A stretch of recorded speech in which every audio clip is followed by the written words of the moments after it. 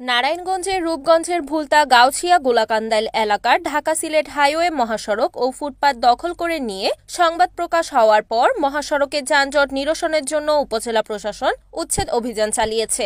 আজ ১ অক্টোবর মঙ্গলবার উপজেলা প্রশাসন, সেনাবাহিনী ও পুলিশ যৌথভাবে এ উচ্ছেদ অভিযান পরিচালনা করেছেন। মহাসড়কের অভিযানে নেতৃত্ব দেন রূপগঞ্জ উপজেলা নির্বাহী অফিসার সাইফুল ইসলাম।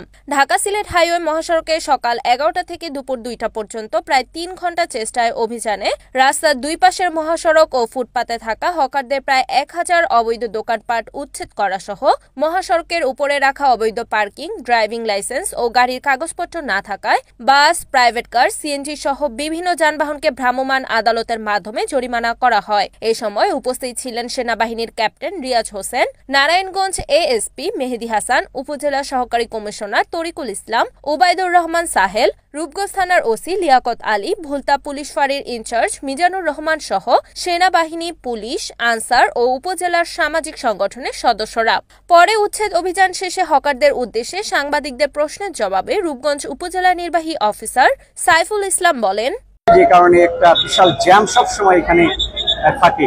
তো আমরা যেটা আজকে উচ্ছেদ অভিযান পরিচালনা করলাম, এটিকে যদি আমরা ঠিকঠাক রাখার জন্য আমরা যেটি করব, এখন থেকে আমাদের নিয়মিত অভিযান এই পরিচালনা করবো। আমাদের প্রতিদিনই নেক্সট এক সপ্তাহ প্রতিদিনই আমাদের কোনো না কোনো ম্যাজিস্ট্রেট এখানে দায়িত্ব পালন করবে।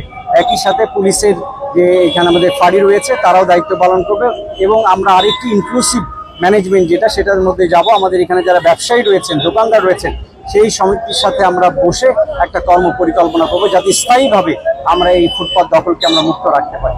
জরিমানা করেছি, এখনো টোটাল আমরা হিসাব করিনি, তবে ৩০ থেকে ২৫,০০০ টাকার মতো আমরা জরিমানা করেছি। মহাসড়ক আইনে আমরা এই জরিমানাগুলো করেছি। আমরা এখানে যে বাসগুলো অবৈধভাবে দাঁড়িয়েছিল তাদেরকে জরিমানা করেছি, তাদের ড্রাইভিং লাইসেন্স যাদের ছিল না তাদেরকে জরিমানা করেছি, এবং এখানে অনেকগুলো মাইক্রো বাস দাঁড়িয়েছিল তাদেরকেও কিন্তু আমরা জরিমানা করেছি। এই অভিযানগুলো যদি আমরা নিয়মিত করি, আমাদের বিশ্বাস যে অচিরেই এই সমস্যার সমাধান হবে।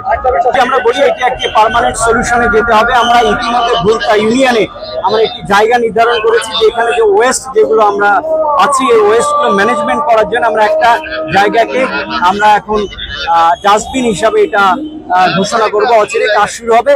এটা হলে এখান থেকে দোকানদারদের মাধ্যমেই আমরা এই ময়লাগুলো সেখানে নিয়ে যেয়ে ফেলবো।